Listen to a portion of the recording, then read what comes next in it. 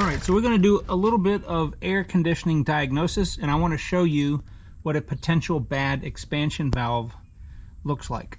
So I've got a field piece wireless probe set up on the high and low side of the system. I've got my field piece app pulled up on the phone. You can see the low side's 111.1 psi and the liquid or high side is 110.4. I want to show you something weird when the air conditioner is engaged. Alright, so I'm going to go ahead and crank the truck up. And it's about 90 degrees outside. I want you to watch the low and high side. I'm going to turn the fan speed all the way up to number 4.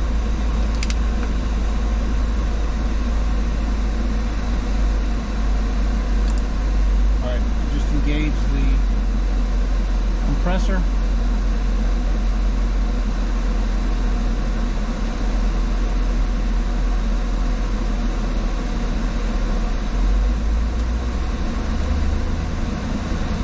Running it up to about 1200 RPMs.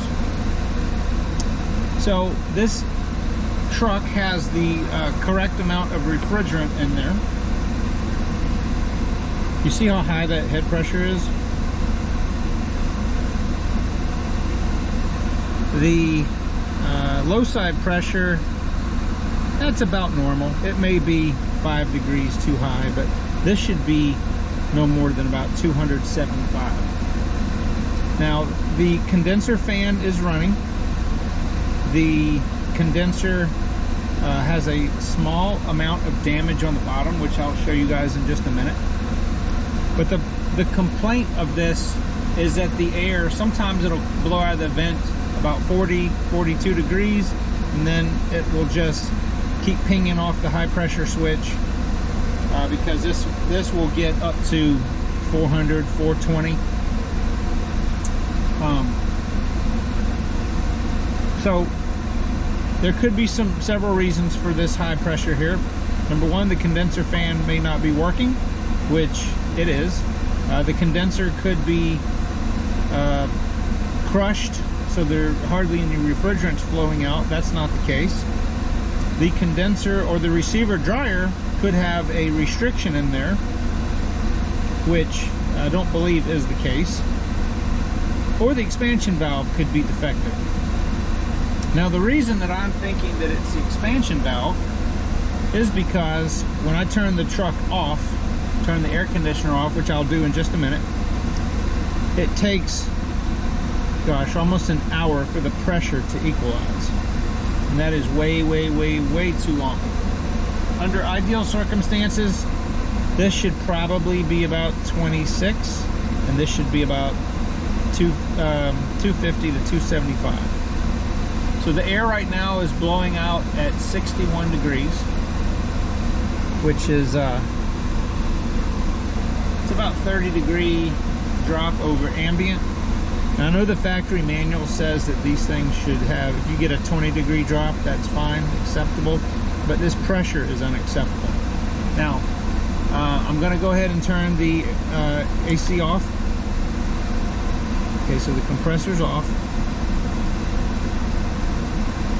So these pressures will start to equalize, but I'm thinking that because the expansion valve is, it's not completely stuck, but it's really, really, really slow to move.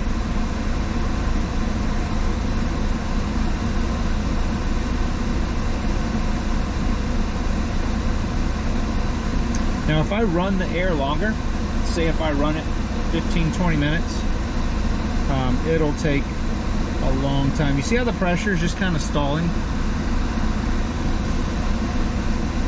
Eventually, these two pressures right here will get to kind of like where you saw them before. They'll get to about 110 each right now in this temperature. But that right there is a classic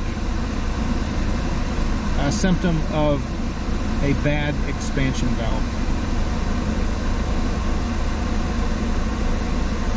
All right, so let's go into the truck and let me show you real quick what the condenser looks like. All right, so here's the condenser.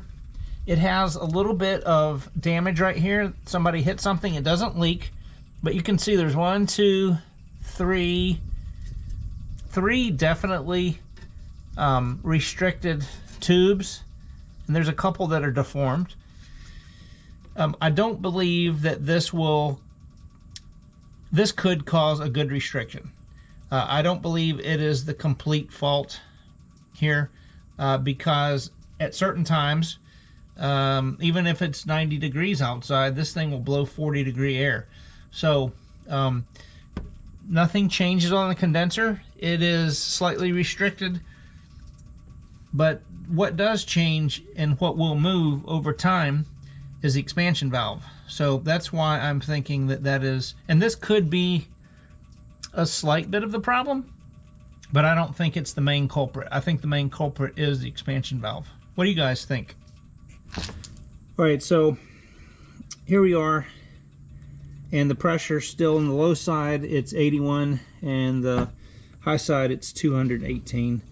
And this will take quite a while before this equalizes. So I am going to do a video on how to, we're definitely changing the condenser and the receiver dryer, and I will also, I'm going to go ahead, just so I only have to open the system one more time, I'm going to go ahead and replace the expansion valve because it's not but like $25, and I will show you guys how to do that. That is rather involved because you have to take half of the air box apart. It's not as bad as on a lot of cars, but it's it definitely is going to be a little bit involved. This condenser right here is super easy to replace and quick, but I'll do a video, probably 2 separate videos on that, and then hopefully we'll see these pressures go back to normal.